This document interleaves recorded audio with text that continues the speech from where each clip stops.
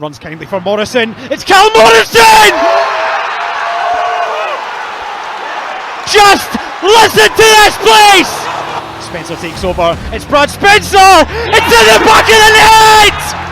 There's Donaldson driving forward. Cole Donaldson! That is simply ridiculous! There's Tom Lang! Oh my word! Unbelievable! Phenomenal! Incredible! Invincible! This is Falkirk Daft. With Behind the Wall and the Falkirk football fans in training. Well, it's the Diddy Cup anyway, isn't it? The mission going for 5 is over at the first hurdle as the Bairns went down on penalties to the Warriors at Ochilview. But, you know, it was a grand day out and we are here to talk about it. Hello, and welcome to Falkirk Daft. I am John McAnally, and as ever, joined by the Ginger God of Pod, the one-man band in the main stand. He didn't get on the drums yesterday though, which is quite disappointing. It's Ross Wayne, everyone. Good afternoon, sir. Happy Sunday. It's been a sore Sunday. I know, well, only one thing for it. Getting back on it. Back on it. Swig a beer for the working man. What you got? I've got, well, yesterday, Ross, as you know, we had a little pre-party to head to Stennismuir round at mine because I live in the Larbert area. So everybody fired round to mine. We were got the beers on the go. We had 2 perfect draft machines on the go, one with Tennent's, one with a pale ale on it. There's whiskies going, and we discovered your new favourite drink, Ross. We did, yes. It was like a party was in my mouth and everyone was invited. It was that good. Yes, you had made some Venoms, hadn't you? Yes, I did. And you were loving them. Absolutely loving them. You're like, can I have another one of those? I'm like, I'm far away, mate. I think I ended up having 3. And then, obviously, I'd had a few pints as well. So, yes, it was merry. It was good. It was good. As a result of me having the party, however, though, there is now an excess amount of beer in my fridge which everybody left, so I'm now just working my way through it because everybody got torn in about the kegs, everyone got torn about the whiskey, the Venoms, so now I've got like loads of beer in my fridge now. So I just thought, well, why not, it's a Sunday, why not? So swig a beer for the working man, as I say. So no, good. It was, you know what, it was a good day out, wasn't it? It was not the result we were looking for, but a good day out. It was a good day out, brilliant day out. Loads of good laughs, chat, banter, and we probably should have won the football as well. We didn't play badly, and we probably on another day you score 4 or 5 goals in that game. Yeah, absolutely. And by the way, shout out to Stennismuir Cricket Club. We went up there after the match yesterday. What a beautiful day or evening it was. Just a great wee sun trap up at Stenny Cricket Club. We got invited in by the members. Had a great day, like couple of pints from the back cave. There was a party on, so there was sandwiches on the go. Like there was like a 5-year-old party going on, so we got some free sandwiches as well. And we sat out in the blazing sunshine at Stenny Cricket Club, had a few pints, and it was just really, apart from the football, I had a grand day out. I'll tell you that much. It was, result aside, it was almost a perfect day. It was almost a perfect day. Exactly. We'll get into the football and a bit more on this week's show. We're going to look ahead to Airdrie with the boys from the OTL Podcast. We're also going to be chatting to Derek Allison from the Falkirk Football Foundation, because I feel there's not a lot of supporters don't actually know what the foundation do and don't understand the relationship with the club, because it's very much separate from the club. And I think it's quite good to educate people on what the foundation do. Obviously, our sponsors, Falkirk Football Fans and Train, come through the foundation. The women's team comes through the foundation as well, and are doing loads of good stuff in the community as well. So I think it'd be really interesting just to get a kind of background on the foundation, learn a wee bit more about it for those that aren't in the know. So we'll be talking to Derek, who is the chief executive of the Falkirk Foundation, in a bit. But let's talk about celebrity fans. Ross, we've been going on the last couple of weeks about celebrity fans. Ruth Cornell, who we thought she's starred in Supernatural, a very popular TV show in America. She's from Bonnybridge. Now, we had the tip-off that she was a Falkirk supporter, and we've now got the proof. Last week, we sent her a tweet. She just liked it, so we didn't know if that was proof, but we now have a picture of Ruth Cornell, thanks to Ben McIntyre, in the club shop holding up a ticket. Now, apparently, our dad used to have a farm and did horse livery in the community or in the region, which Ben's family used for ages. He's big into football as well, was a manager or coach for a few teams in the Falkirk area, and now we have the proof that Ruth Cornell was in the Falkirk shop with a Falkirk ticket and did attend the Falkirk game. So we're taking Ruth Cornell as officially a celebrity supporter. Yeah, we've claimed her. We have, haven't we? Absolutely.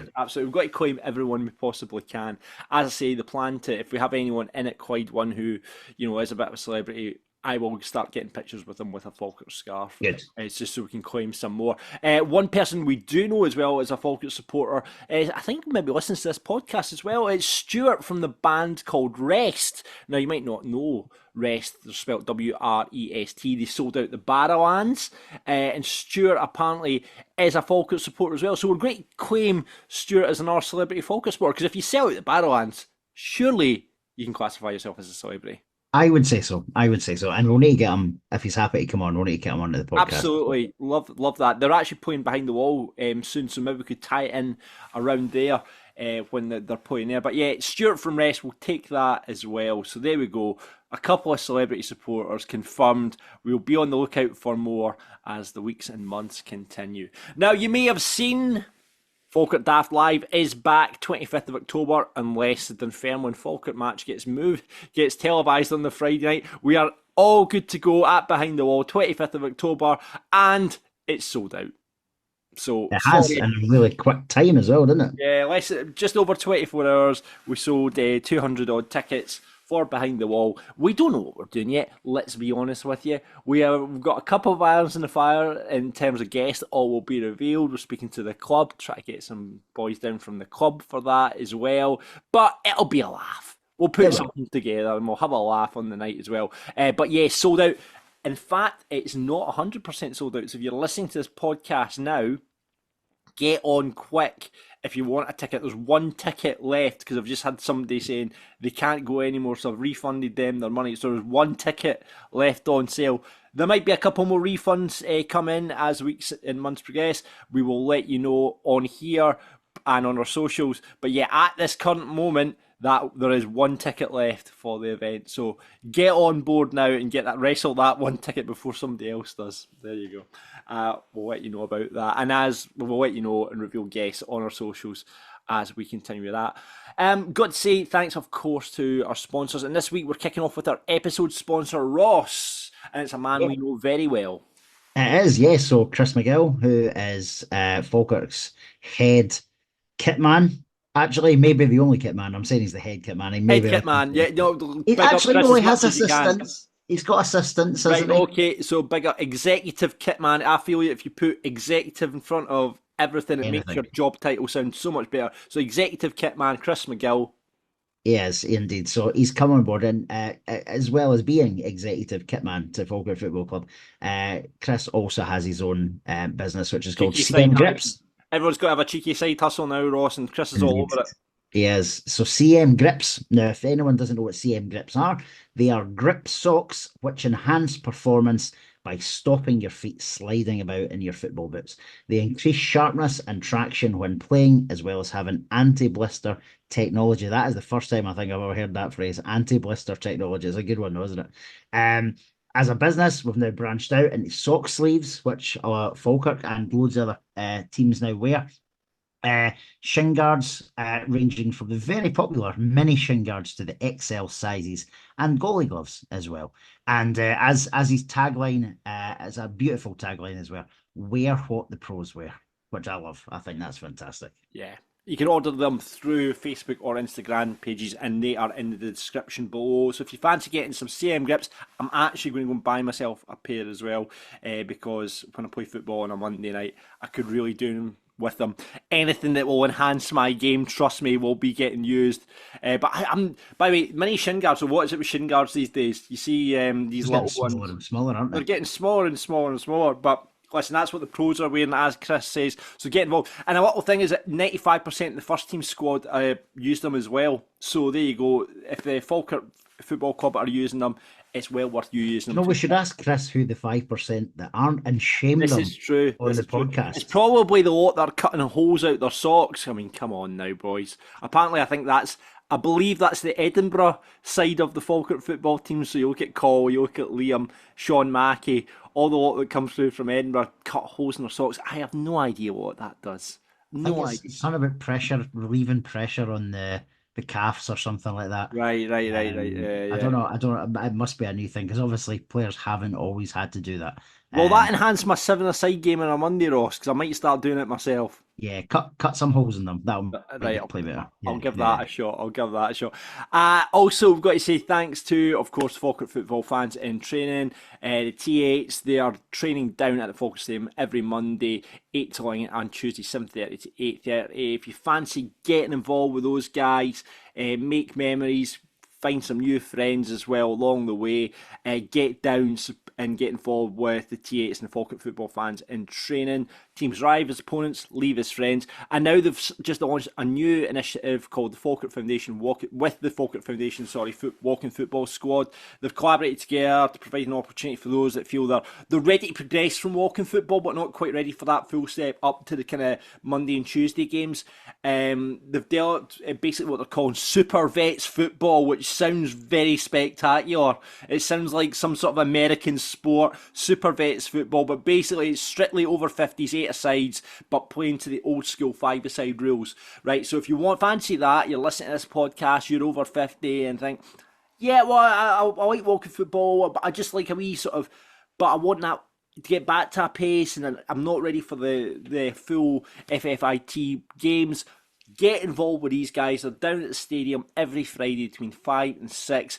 Opportunity for you to get off your couch, have a laugh, play a bit of football, and get yourself down to the stadium. And the links again are below for that if you fancy it, or maybe you're listening to this podcast and you think your mum or your dad or whoever fancies getting involved.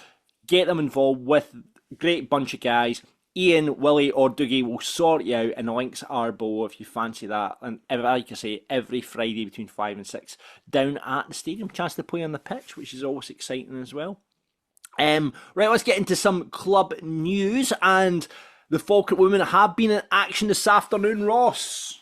They have, and they've done a sterling job of coming back because they were 2-0 down. They found themselves 2-0 down and rescued a point. So they finished 2-2 this afternoon. I did notice there was a couple of injuries, a couple of forced changes in there during the game, but that's a fantastic away point at East Fife.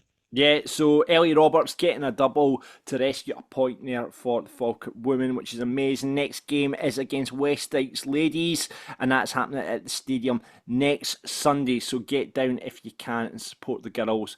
They could always do it. So they're flying. They're doing really, really well in the league, in the step up to this new league. So well done to the girls, and well done to Ellie Roberts. I'm expecting she picked up player of the match after a double. So yeah, you'd hope so, wouldn't you? You would think so. Talking about players of the match, player of the month has been named at the club, and of course, I don't think this is a surprise, but the player of the month for August was Keelan Adams. Any other contenders, Ross, or was Keelan just? I'm not. Yeah, I wasn't surprised that Keelan's won it. However, if it had been. It could have been a number of players, John. I think when you think how well we've started the season. Dylan Tate would have been one of the names. Dylan Tate, Brad Spencer, Cole, Hendo, Sean Mackey's had a fantastic start. You go through the team.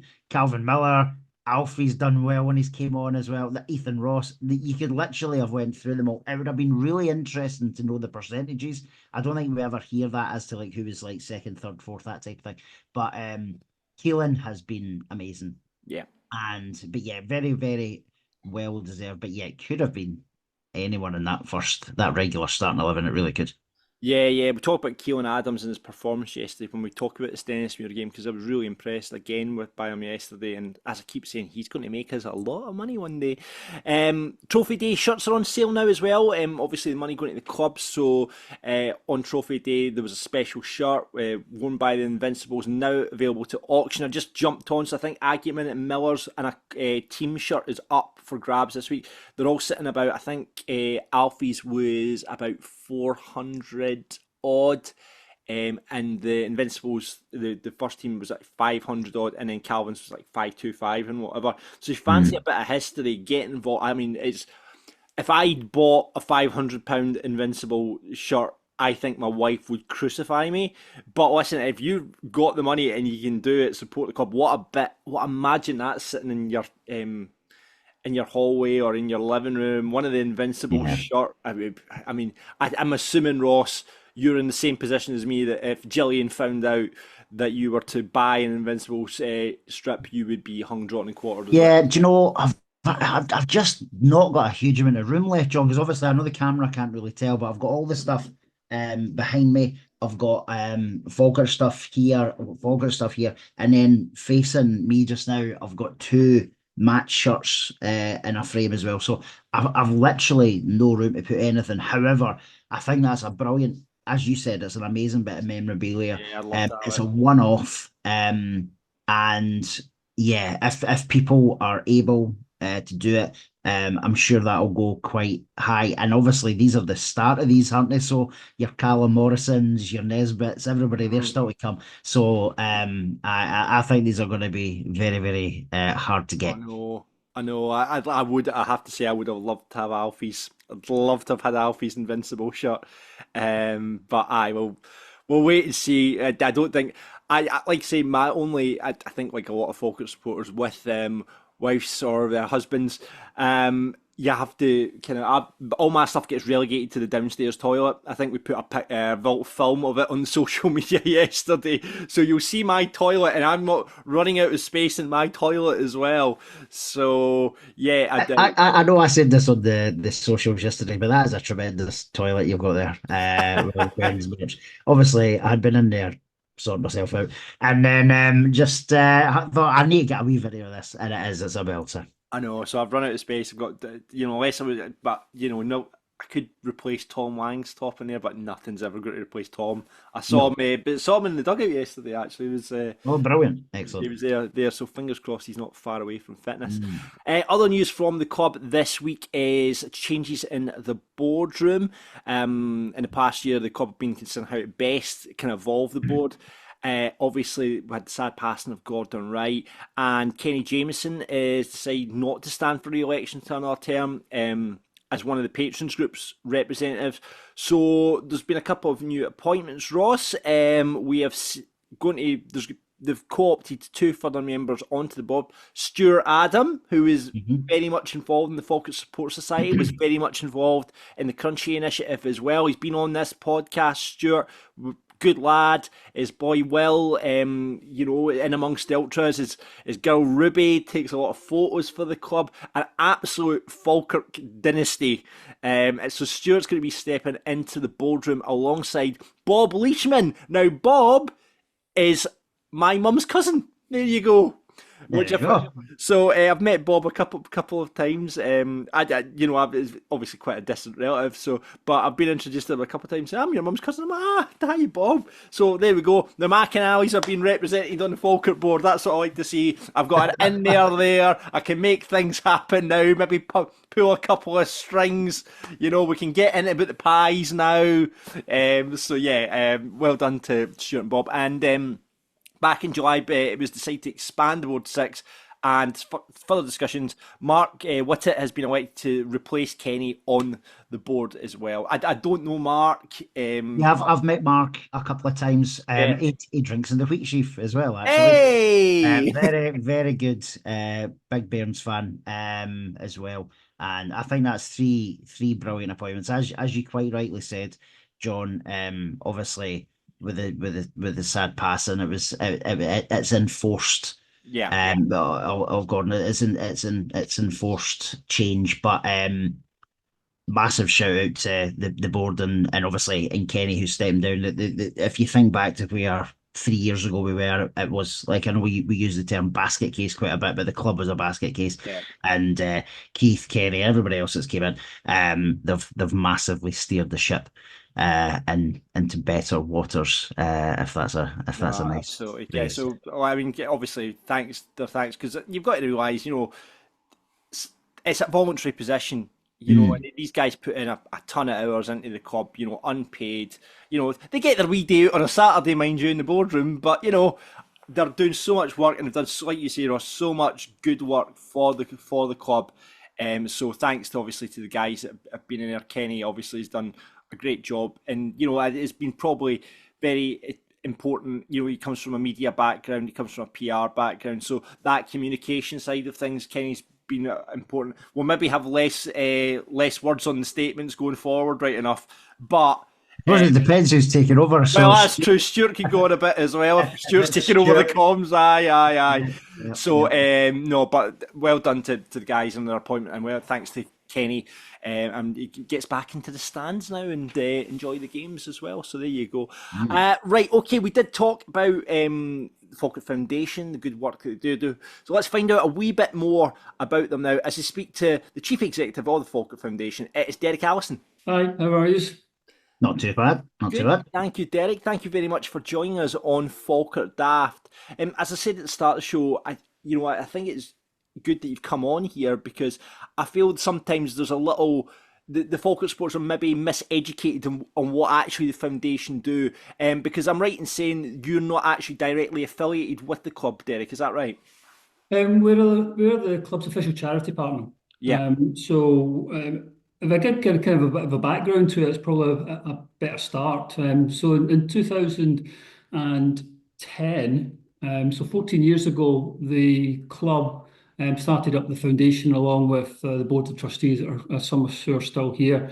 And the idea behind that was to allow for the foundation to be able to go into the community and deliver the community projects that we're doing as well as grassroots football. Because obviously, the club's focus is very much on the first team as it should be, and obviously getting the results on the pitch for that. So it was done so in a way that we would obviously become take over from that role and be able then to progress with it and go into sort of the community and enhance the community aspect of what we're doing. So, the foundation is a charity. So it's a charity that's totally independent, and it has to be independent as per the charity regulator. And we are regulated by OSCAR, which is the Scottish Charities Affiliated Regulated Officers. And we're audited by them to ensure that we obviously have that impartiality from other organisations, and we don't have a controlling interest from another party. Because charity law does not allow that. So on our board, we've got a breadth and depth of different people who are on our board to ensure that we're obviously governed properly, to make sure that we're actually in line with those regulations that have been set out and that we maintain that independence. I'm quite lucky in that I've got 2 chartered accountants on my board. I say lucky, sometimes people would say that's actually a bad thing, because I'm always getting hit with how we are with the financial side of things. But they give up a hell of a lot of their time to be able then to make sure that we're actually functioning as an organisation and delivering what it is that we're supposed to be delivering. So, it's really good to have such a breadth and depth of different skills on our board, from whether that be healthcare professionals, head teachers, to people who are in charity law, to people who have got an interest in speciality in social media and stuff. So for us, it's really good that we get that opportunity. So the other thing as well is that we're not for profit. So, a lot of people don't understand that aspect of it, whereby, for instance, if I get £5 million given to me or allocated to me, then that's £5 million that's assigned to a project or delivery that I've got to then spend to then go out. So that at the end of the financial year, if a charity breaks even or just about a small surplus, then that is a good result. That's what Oscar and funders and all the rest of it want to do. Because you can imagine a situation whereby we might be sitting, for 1 year, we get £200,000 sitting as a surplus. Then we wouldn't get funders and we wouldn't get funding from other organisations to be able to do that. Because they would look at it and say, well, you use that money first. There's no point in us getting into that sort of side of things with regards to it. So it's really important that we obviously have that independence. But at the same time, in saying that, because we're a charity and because we've got charitable status, we're able then to access different levels of funding. Different organisations will be able to then to fund the foundation. And a lot of that's to do with around capital projects. But we never lose sight of the fact that, the foundation was kind of set up, and it was set up in order to further the community aspect of the football club. And over the last 14 years or so, the foundation is arguably the 4th biggest football charity in Scotland, and has been growing and progressing to grow to the level that it's at. And I think that's something that the Falkirk fans should be really proud of, the fact that we're able then to get to the stage whereby we are considered to be, as I said, arguably the fourth biggest football charity in Scotland. And that's the level that we're at. That's the level that we're doing it. And you don't get that by chance. There's a lot of hard work goes into that, a lot of hard work to get to that. The foundation has, we've got nine full-time members of staff. We've got 22 part-time staff, and we've got 100 volunteers, all of whom are very much involved within the foundation, but obviously have a love of the football club, and have a love of the work that the football club do and the work that we do. And we're really happy and pleased that the people who come in, they want to be there. They want to be there to do the good that can be done in the way that we want to deliver the projects and make sure that we're actually delivering on what it was we were set out to do. Derek, one quick question for me. I know John's probably got a few questions for you, but you mentioned we're the fourth biggest, so I'm going to take a punt here. So Rangers, Celtic, and what, Hearts maybe or something? Aberdeen. Is it Aberdeen? Right, okay. Yeah. And that's a lot of people think, how does Falkirk get to be arguably the fourth biggest? We engage with around about 1,500 people a week across all our programmes. And I'll come on to talk about the football side of it in a while, but that's no small number, and that's a lot of people engaging with us and spreading the word of the football club, and to be associated with the football club. I always had this thing when I started, I've been 3.5 years now in the role. And I also had this thing about this 360 approach. You get people in and you get them engaged and you capture them, and then you keep them. You have other projects there, but you also have other opportunities for them to be part of the football club at the same time as then, if the ultimate goal is obviously then start coming to football matches and then start spending money within the club shop, and then they start supporting it, they become part of the FSS. There's all that avenue of it as well. And that's very much driven by, the delivery of what we do and how that kind of gets that. So, yeah, I say arguably the fourth biggest. There might be some clubs that do it, but the likes of Hearts, they do it. They have a different model. Their community arm is very much focused on a Pacific kinship care. So that kind of takes away a little bit of an element from that side of it. So we're really proud of the fact that we're at that status, and hopefully the Falkirk fans are proud of that as well. Yeah, I mean, obviously a few seasons back, Derek, under when Mr. Partley was in charge of the club, we disbanded that youth academy. How important then is obviously the community aspect and what you guys do with the community teams? How important is that to the club?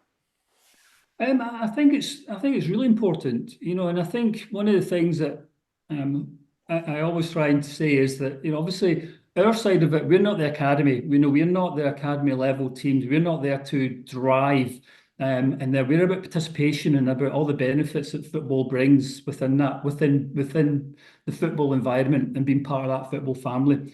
So for size of scale, we've got just shy of 600 young male and females playing across the central region in our teams.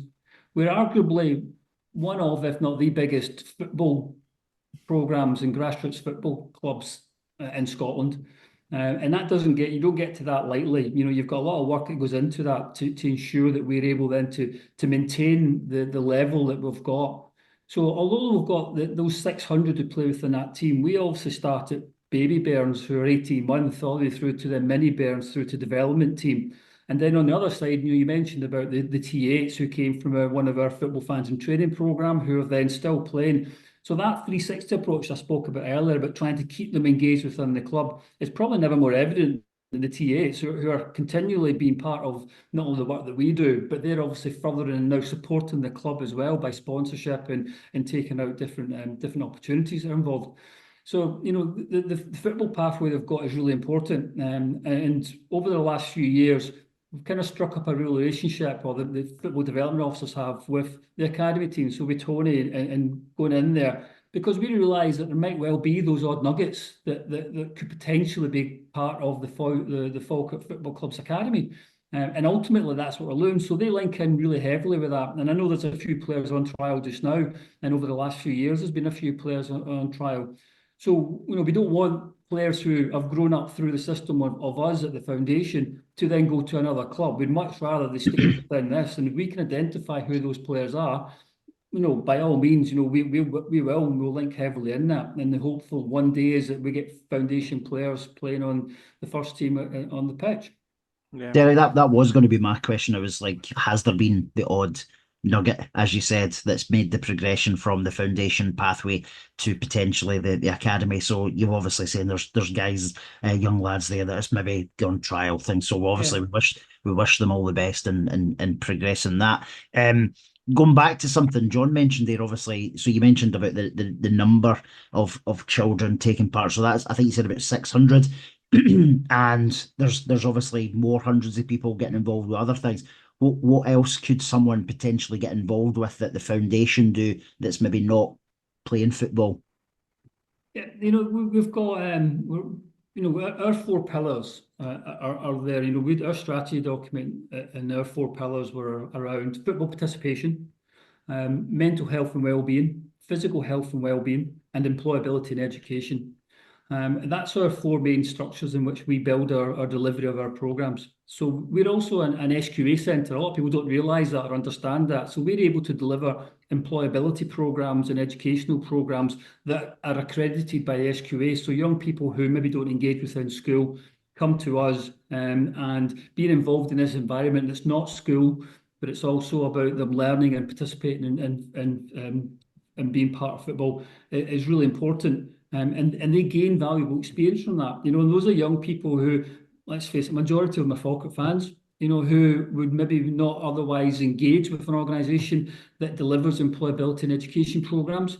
But we do, we do that because there's a need for it. Young people get a really hard time of it. And we've got, in the next week, we've got 35 young people between 16 and 24 who's going to be part of 2 of our programmes that we deliver, one in partnership with Forth Valley College and the other as part of the cashback programme through the SPFL Trust.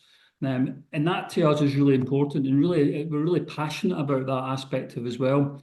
So the mental health side of it, not long after I started, there was a tragic situation whereby one of the young players on one of our teams completed suicide. And that made me think with regards to, we could do a lot better with regards to the mental health problems that young people face, but not just young people. It's a generational thing. There's statistics that show men in the middle years are more susceptible to completing suicide. But at that point, I decided that, we'll embed mental health into everything that we do. And we'll have that focus around the mental health and well-being of the people in our community and the Falkirk football fans as well.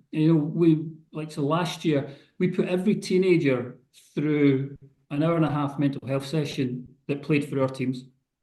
And that to me is the important side of the work we do. If we can try and make somebody's life a little bit easier or a little bit better or a little bit more prosperous, or give them some hope and understanding of what's available for the future, then great. That's exactly what we want to do. So there's loads of different opportunities to get involved. As I said, we're predominantly focusing around, don't get me wrong, we use football. Football's that hook. It's an international language and it's the #1 sport in Scotland. So why wouldn't you use that? But if we can use it for the power of good, and we can use it for the ability to be able to make a difference in people's lives, then we will. And that's exactly what we do. During your tenure, Derek, what's been the thing you've been most proudest of through the foundation? I think the variety of opportunities that we have. For me, it's always about partnership working. You have to work in partnership. We can't do things in silo. We can't then deliver. We'll use the expertise of other organisations, charitable organisations, to deliver the work that we do that benefits our community and the Falkirk fans. So being able then to build up a whole portfolio of partners that we can then call on then to be able to deliver the projects that we deliver is probably one of the biggest things, and probably the one that gives you a little bit more rewarding, because of the partnerships, it then opens up opportunities. People see that we're able then to not only work in partnership, but to deliver. And we're very big on our outcomes, and our delivering of the programmes we do are all done to such a high standard that our outcomes are way above what the national average are. We had 20 young kids with additional support needs who are with us for the full year in partnership with Falkirk College. And of that, we had a 98% retention rate. But not only that, there was 80% of them went on to further work or further employability or further volunteering opportunities. So they had a positive destination. And that gives us a sense of pride. And that gives us a sense of understanding what our community needs and then delivering it. And I think that's really important. I think that's really important that we're able there to be able to do that. That's amazing. Derek, you mentioned partnerships there. So I can imagine how many you obviously have between all the clubs and organisations in Forth Valley and the college and stuff. What's the partnership like with the football club then? So obviously you mentioned the development for the players, so there's a potential pathway there for players to kind of potentially get involved with the academy side. What's the partnership like with the football club, either on a sort of daily basis or on an ongoing basis? Do you discuss projects that are coming up and things like that? Yeah, me and Jamie meet every Monday. So obviously Jamie Swinney, the CEO of the football club, we meet every Monday and we talk about the operational side of things. We talk about things that are going on, things that we need to address. We link in with regards to the projects that are coming on and how that kind of is going to work. In the football club, we're very much integrated because our offices are down with the rest of the staff and the rest of the team, from the commercial all the way through to the shop, to all the volunteers they've got. And the amount of work they do, over the last few years, and I'm only speaking from the time I've been there, the amount of work they do is immense, the time that they do. I would also say as well that, that a big thanks to John and Paul, obviously the gaffer and Paul, because, they get what we do as well. And the players are very much part of it. They'll come up to our summer camps and over the summer, and they'll liaise with they'll link in with the young people and have a kickabout and a bit of a laugh. And I think that's really important as well, because it gives that element of, the players feeling that they're not aloof from the community and not aloof from the supporters and fans.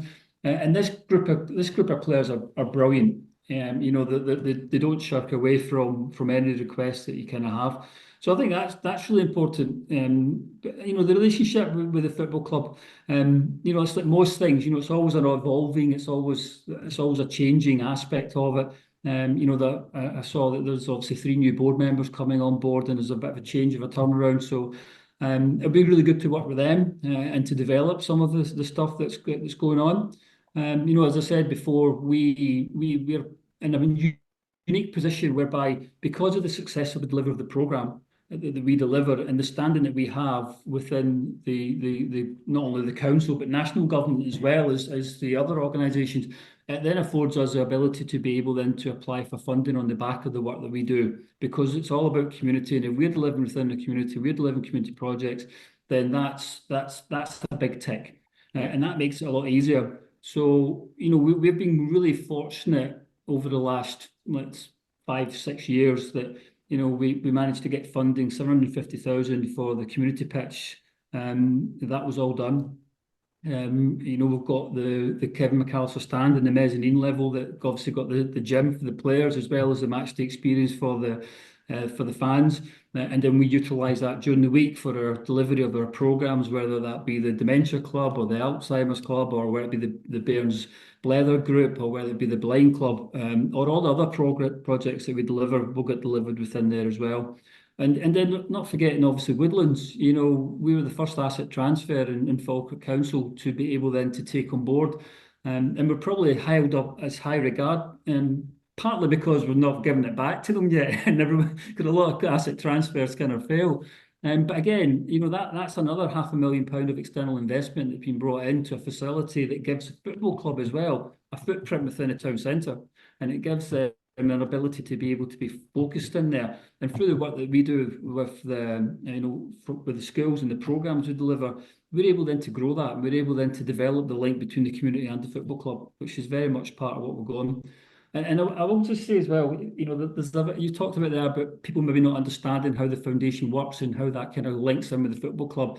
But we don't get a penny off the football club. And that's exactly the way it should be. I'm not saying that we're asking for it, but we don't get a penny. So I think some fans or supporters might think that we're subsidised in any way by the football club. It's actually that's far removed from the truth. The foundation are very supportive of the football club when it comes to it. If it's through the capital projects that we're delivering, or where it's through other aspects of it. So I just wanted to make obviously that be known. And again, that's not me saying that shouldn't be that way, because it should be, because we're independent and it's an organisation side of things and we're a charity. But we don't get, I'd hate to think that we take money from the players' budgets and from Jordan Paul, because that would be a bad thing. So no, I think John would be chapping your door. yeah. Do you know what? See on the gaffer and Paul, they work hard. And they're not paying me to say that, but they work hard. The result that the team's got is through the hard work that they've ultimately done and what they've instilled in the players themselves. And it's a good thing. It's a good time to be involved with it. Yeah. The other thing as well is the community hub. So we recently managed to secure funding again on the good work that we do within the community and how that benefits. So over at the community pitch, since that's been built, we've had 2 portaloos. And that has been the facilities that have been there. And that is obviously not favourable. I don't like using a portaloo, never mind if we're trying to grow the women's game and the women's side of things. And we went out and secured funding. Now, I've seen some talk about that being taken away as a potential for a 4th stand in phase 1 of a 4th stand. Now, funders are very specific on what the funds can be used for and what they have to be used for. So when you're applying for funding, you're applying for funding on the criteria that's been set on this occasion by 3 different funders. And that criteria was that it wasn't to be used by a senior professional football club, and it was to be utilised for the facilities at the community pitch. So our community pitch is now, once this is built, is going to have changing room facilities, shower facilities, accessible toilet facilities, 2 classrooms and some office space. That is going to further the development of the work that we do. There's also some talk about us perhaps leaving the stadium altogether and not being part of it. Again, further from the truth, this isn't about us moving out. It's about us expanding. It's about us getting more people involved within the Falkirk Football Club and that Falkirk Football Club family. So we're really proud of that opportunity that we're able then to provide that then. So it's really good that we can secure that level of funding. That's not to say that I don't dream about a 4th stand. I think that is something that is achievable by partnership working and by able to access funding that is available that would then fit into that whole model of it being a community club and being a community base and being able then to deliver community projects within that element of a 4th stand. So there's always conversation. I joke and dream about that element of it because I can see the benefit. I've been down to Newcastle and and Everton and some of the clubs down there and see the work that they do and how they very much link it in with their community and the ability for the community departments or sides of those clubs to be able then to access a whole range of different opportunities out there. But that's only done by the work that we do and the delivery we get and the outcomes that we achieve. That has us looked upon as being somebody that is worth that investment in. What's the kind of timeline on the community hub then, Derek? When will we start seeing foundations getting laid? And actually, whereabouts is it going to be positioned? And so if you look at the main stand and look out across and you see the community pitch, and then there's a bit of land that was sitting to the right of the community pitch behind the goal that was lying derelict, and then there was a car park built for council vehicles. So between there and the fence of the community pitch, it's going to go in there. And again, that's very much because it's to service the community pitch and to deliver give the opportunity for the facilities that are going to be there. Yeah, and there's still room for a 4th stand then, Derek. That's what you're saying. But the community pitch, when it was done, and that's why it stepped even further back from there. It was done because it was always had in mind that 4th stand platform that was going to be there. So it was never, the community pitch was built with that in mind right from day one. When do you think it'll be completed then, Derek? I'm hoping by March, April time next year.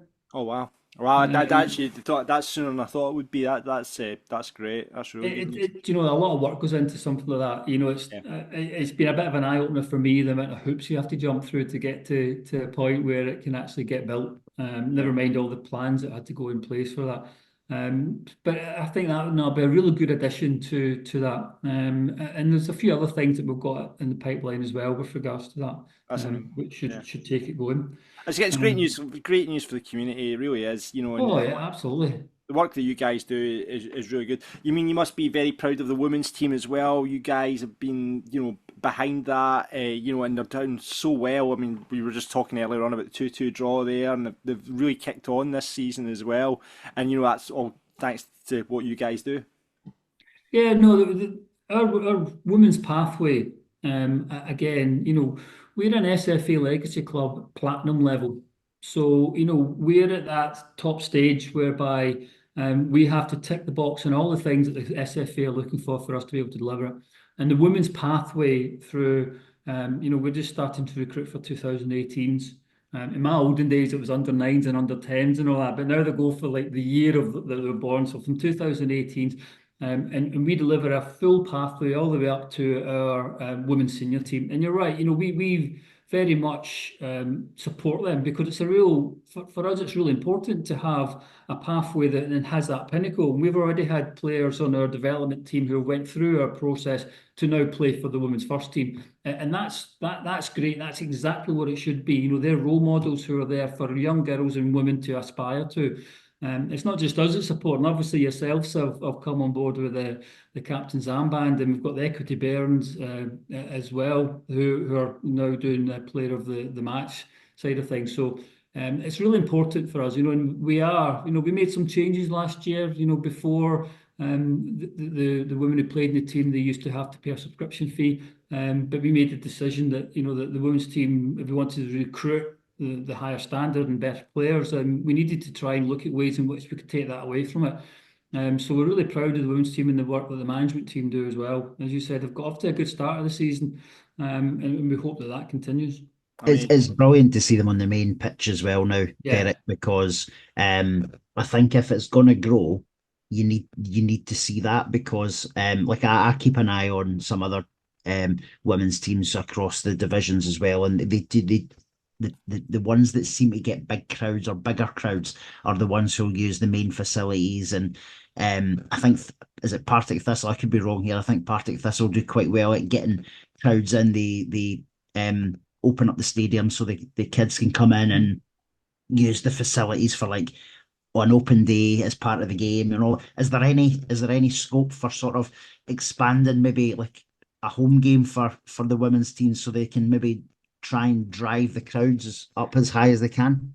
Yeah, and we're doing that as well. We've started this season where we're doing mascots. So when the players are going out and stuff, they'll have mascots. And we're trying to make it as professional as we can, because ultimately, although they're not professional players, we want them to feel like they're professional players.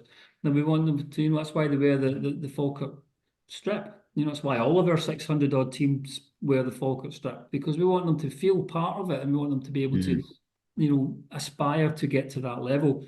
There's things in the pipeline with regards to trying to increase the awareness. I don't know if you've noticed, but there's been a bit of an increase in the social media side of things and how that's kind of working. Yeah. And that's kind of an investment into, they've got people on board who are volunteering to come in and do that and be part of it. And that's great. That's exactly what we want. We very much rely on volunteers, a bit like, the club on match days as well. We rely very heavily on the brilliant volunteers that they've got, and we're no different.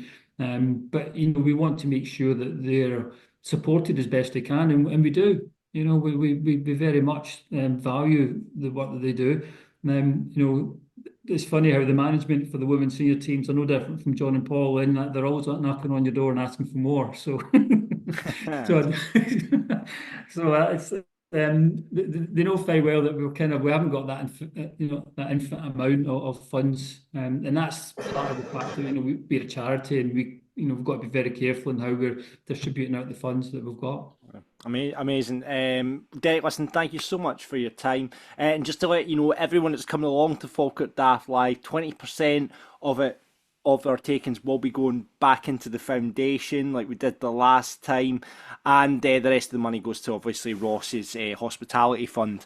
Can I just say one other thing? Sorry, and that is obviously, we recently got an award, the SFA Football for All Award, for a programme that we just started up in the spring, and it's for our children with Down syndrome only football. Now, we're the only club in Scotland that are catering to this group of young people. And if I ever wonder why I was doing this job, it was I'd go and watch that and seeing those young people coming in, with not a care in the world. And that was all born out of partnership. We partnered up with Down Syndrome Scotland to train up our coaches for them to be able to have the confidence to be able then to deliver the programme to the young people. And they've done that. And this is the result of it, and to be recognised as from the SFA as an award winner for the regional going forward into the nationals, which is going to be in November. And we're hopeful that we kind of get recognised at that level as well. So it's again, it goes back to that whole partnership side of things. We're very much involved within the partnerships with Down Syndrome Scotland, but with everybody else that we work with. We just want to make the Falkirk fans happy. We want to make them proud of having a community arm of the foundation being the success that it is. And sorry, John. And I think I was going to say there, I think you're absolutely 100% doing that. I mean, you guys are doing some brilliant work in the foundation, and we applaud you for it. So thank you so much thank you. Doing what you do, and it's great to have you associated with the club. So there you go. If you didn't know about the foundation, you do now. Thank you so much for joining us on Falkirk Daft, Derek. No, thank you. Have a good day. This is Falkirk Daft. With Behind the Wall, we're navy blue. Are you? So thanks to Derek, I think we've all learned something a wee bit new about the foundation, and if you didn't know what the foundation do, you do now. So there you go. Thanks very much to Derek. And if you can get involved with the foundation, head to their website. There's loads of opportunities to get involved with the guys, and as I say, 20% of the money we make out of Falkirk Daft Live will be going back into those guys. So thanks for Derek for joining us, and also thanks to Behind the Wall. Of course, that's where we're going to be in Falkirk Daft Live too. Stay local, eat and drink global. Loads going on at Behind the Wall. Obviously, they're still doing the buses to the game. I think there's still some spaces for the Airdrie game, so that'll cost you £10. And as we all know, you get your pint when you get back to Behind the Wall if you go on the Behind the Wall bus. So I think there's still some spaces on the bus to the Airdrie. Get in touch with Scott behind the bar. All the numbers are on our socials, and on their socials you just hit an option that you can book yourself onto the bus for Airdrie this weekend. They've obviously got the best selection of wines, lagers, craft and cask ales in Falkirk, and it's good scran in there as well. I have to say, I love the scanning Behind the Wall. So get down there and check out loads of entertainment coming to Behind the Wall, Ross. Couple of bands here and there. The Filthy Tongues are playing on the 14th September. Now, do you know much about the Filthy Tongues, Ross? No, you don't. I will tell you about the Filthy Tongues because my big mate Finn plays bass in the Filthy Tongues. I went to uni with Finn Wilson, who plays bass with them, and they were once a band. Have you heard of Goodbye Mr. Mackenzie, Ross? No. Have you heard of Shirley Manson, Ross? I have, yes. Shirley Manson used to be the singer in Goodbye Mr. Mackenzie before going on to Garbage. And Martin Metcalf and the rest of the band formed the Filthy Tongues, and they are playing Behind the Wall on the 14th of September. So get along to that gig. All our gigs coming up, the 20th of September, Artisan are playing, 21st of September, Demo are playing upstairs, 26th of September, this is sounding good to me, Glasgow Distillery Whisky Tasting, Ross. I am all in for that. Thursday. Oh, I'm off that week. So you're Thursday the 26th of September, a wee whisky tasting Behind the Wall sounds just the ticket for me. I'm going to get involved with that. I'll speak to Brian about that. And the 20th of September, all the rage right now, Ross, I don't know, is these daytime club nights and daytime drinking sessions. So on 20th of September, there's a country brunch for 2 p.m. So get your Stetson, Ross, get the cowboy boots on, and a wee bit of line dancing at Behind the Wall. You'll Love love it. that. I can see you doing a bit of line dancing. Actually, you strike me as a country kind of music kind of guy. I don't like country music actually. No, I don't. I I'm thought not you about did. Do you know dancing. what? I can see you Yeah. getting a bit, achy breaky heart by, Billy Ray Cyrus on the go. I can see you That's it. doing that. Yeah, Doing a bit of yeah. that. Aye. So yeah, loads going on behind the wall. If you want any more information, any of that, behindthewall.co.uk. Now let's get into the match against Stennismuir at Ochilview yesterday, and to help us talk about it is a guest pundit for this week. It is Chris McCreadie. Hey guys. How you doing? Yeah, good. Thank you Excellent. very much for joining us on Falkirk Daft. Chris, really appreciate your time. You were at the game yesterday. Yeah, I was. Aye. One of those, I think. We'll get into it, but yeah, it felt like one of those days. It did, didn't it? I kind of said the exact same. It was. You walked to go. It was just one of those. Just one of those. Chris, let's find a wee bit about your Bairns history. What was the first game you went to? So yeah, I'm a relatively new Bairn. So I'm originally from Edinburgh. My dad was a Jambo. I followed the Jambos for a bit, and then I had flirtations with the Ugly Sisters. But I moved to Falkirk in 2017, and used to drive my wee man to the Helix Park so they could have a wee play. And they just kept on going on at me saying, "Dad, can we go watch a football game at that stadium? Can we go watch a game?" And I'm like, aye, we'll get there. So eventually wore me down, and I was like, right, okay, we'll go and watch a game. So the first game was in November 2022. And it was a 1-0 defeat, unfortunately, to the Scum. Yeah. So yeah, it was a good day though. It was a while since I'd been to the football. So I took the wee man along, and obviously a 1-0 defeat. I was like, "Oh, do you want to go back? Did you enjoy yourself?" And he was like, "I loved it, Dad." I was like, "Right, okay." I love that. We'll get back, and we'll go to the next game and stuff, and then I found myself like dotting around different seats within the main stand before we kind of got our main sort of area that we sit in now. Just along for you guys, actually. All right. Yeah, you were saying that. Yeah, that's brilliant. You'll need to the next home game. Oh no, I was waiting to say the next home game. It's not forever. It's Well, like the next I was home just gonna game say, miles we're in away. hospitality for the Yeah. next the game after that. Of course you are, Ross. Of course. Hey, listen, you're in that. I know.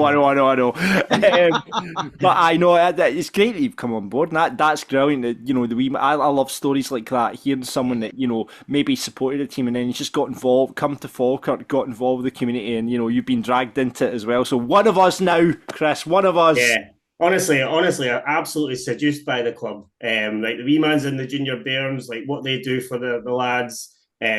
Like all the players and stuff, they're all very open. Like honestly, absolutely seduced by the club. Like you don't. The thing is, though, if you support Rangers, Celtic, or Hearts, or whoever like that, you don't get what you get at Falkirk or a community club. It's just great. That relationship with the club, that relationship with the players as well is incredible. What I'm going to ask you this question then is because we've been asking this on a new question for the season. Who's the worst player you've seen in the Navy Blue? So being a relatively new Bairn, you missed all the shite pre-Hartley, so you missed all the Hartley shite.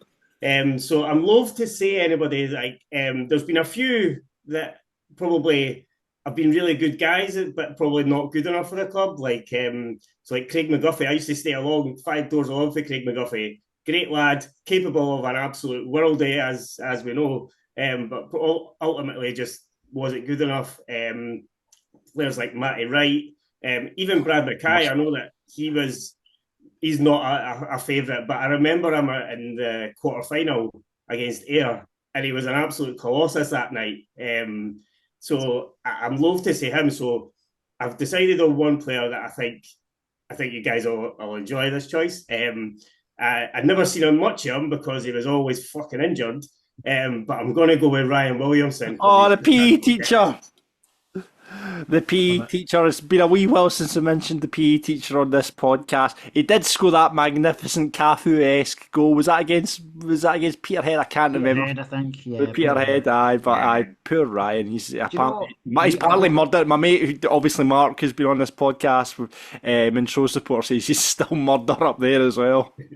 See, the thing is, I know you always go to the default PE teacher nickname. However, do you remember somebody messaged in one time and called him the tampon? Because he out for 3 and in for 1.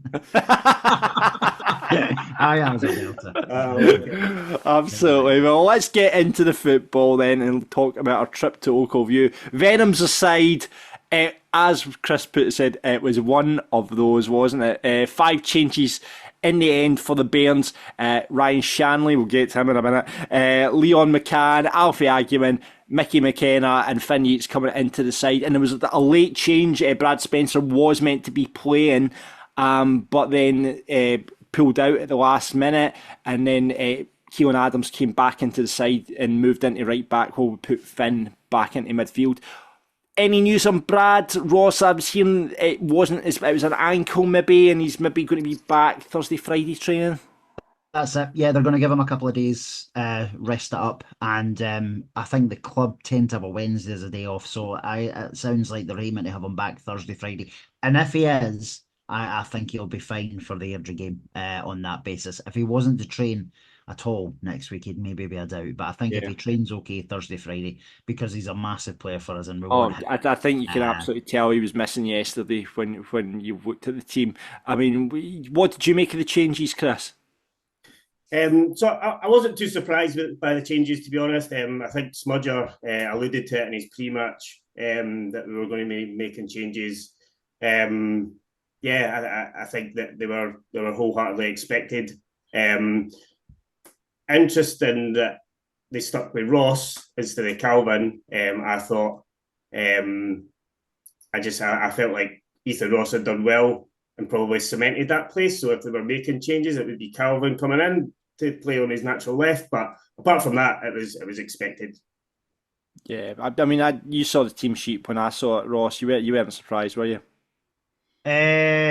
No, I was quite happy, but then I'd had 3 Venoms by that point, so I was I'd have been happy if Smudger was up front himself. I think, like Chris has said, I don't think anybody was shocked by the changes. It just shows though that I think we've got a strong bench for when they come on for like 15, 20 for starting.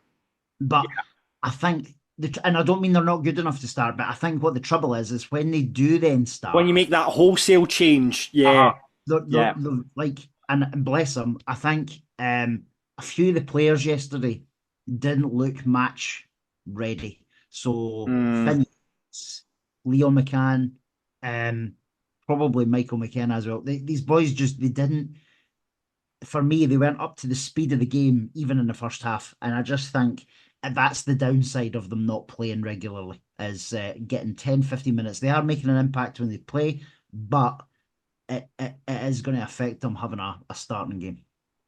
Yeah, I think you're absolutely 100% right there, Ross. We that first half, I mean, at no point did I feel any threat from Stenny. We had a couple of in the first 5 minutes, that when Alfie went through and tried to lob the keeper, but obviously we'll talk about Jameson in a bit, but he had an excellent game for Stennismuir.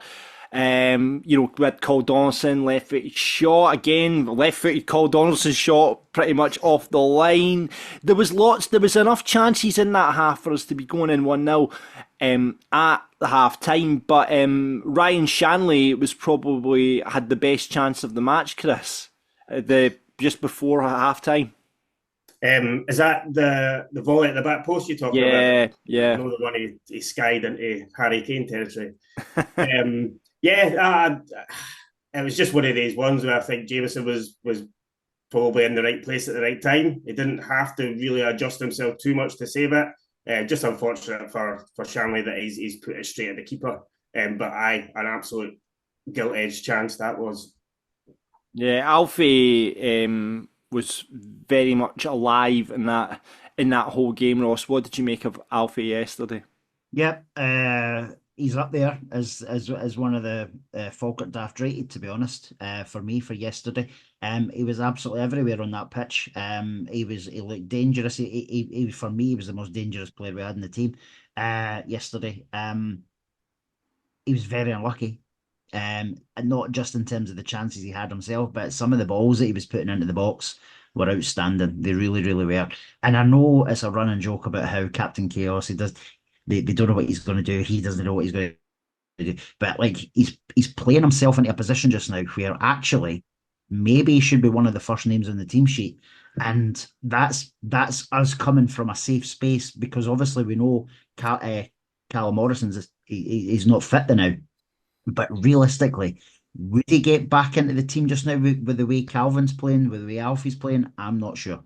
Yeah, I think it's really interesting. I think if the jury was out, say, we've talked about it on the podcast, impact sub. But I think, I mean, bearing in mind it was Stennismuir, it was a League One side we were playing yesterday. I thought Alfie, did more than enough to prove himself that he should be starting games, and we'll talk about Falkirk Daft rated later on, but he'll certainly be up there, I would think. But yeah, you look at the possession that we had in that first half, the chances we created, looking at the stats actually from yesterday's game, 67% possession, 19 shots, only 7 of those on target, right enough to Stennismuir's 2 shots and 2 shots on target, and I'm assuming the penalty was one of those as well. First half probably should have gone in 1-0 up, but we come out the second half, we get a penalty. Having watched it back, Ross, I mean, we spoke to a couple of Stennismuir supporters in the cricket club afterwards. Do you think it was a penalty? It's a hard one to see with the camera angle. It was a hard one to see from our end. Plus the highlights, I don't think makes it any more conclusive. But in terms of the penalty itself, I don't know how he's managed that. To be honest, I genuinely have no idea how he's done that. I will say right now that Ryan Shanley is better than Messi, because Messi couldn't have done that yesterday. Slip on one of the driest pitches we've seen, because I've played on that pitch, and see, when that pitch is dry, it was a lovely day yesterday. When that pitch is dry, it's an absolute nightmare. I come back every Monday from 7-a-sides, absolutely scarred, bleeding because of that pitch.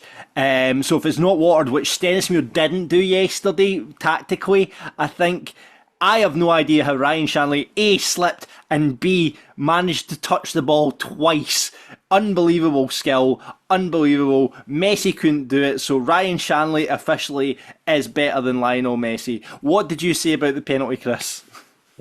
So even though you didn't have the best view of it, I felt like Finn got to the ball first, and I did feel like the Stennismuir players just came right through him. Obviously, Finn stayed on the ground after it, which is not like Finn, so he must have been caught, I think. In terms of the penalty, obviously we were down at the other end. I was celebrating it like a goal because I didn't realise he had touched it twice. The keeper's then taken a free kick, and I'm like, what the hell's going on here? But I've seen a few comments like this that say that it summed up Ryan Shanley's performance, that he just looked bereft of confidence. If there was ever a time where you need to take your chance, it's when you get given a penalty. And I do feel slightly sorry for him, because if that was Dylan Tate, or if that was Brad Spencer, or any like Calvin Miller, and they had slipped and done what Ryan Shanley done, they probably wouldn't have got anywhere near the sort of stick that Ryan's getting. But it's just it was the whole, this was your chance, and you've grabbed the ball and you've made an absolute pig's ear. He'll be frustrated, because he needed to take a chance yesterday, because he doesn't get much game time other than 5-10 minutes, right? And he'll be kicking himself today. Well, literally, probably, because he managed it yesterday. But I think yeah, I've no idea. I've never seen that done before. I don't think you'll ever see it done ever again in your Falkirk watching career, Ross, because that's the first time. I think John Terry, we were talking about the John Terry one as well. I think that's the only other time I've seen it happen.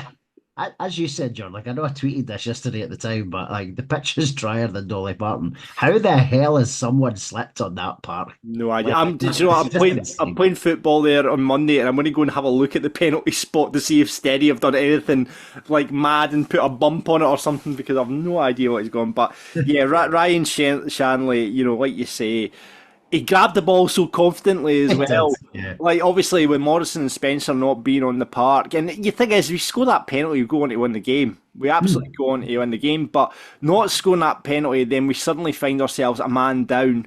Not long after, with Big Hendo going off. Ross, this happened right in front of us. I thought at the time, I actually thought, what, it maybe is a red. But having looked it back, it's not elbowed. It's like he's put his hand across, as defender to just try and block it. It was unnecessary, as the boy was going nowhere anyway.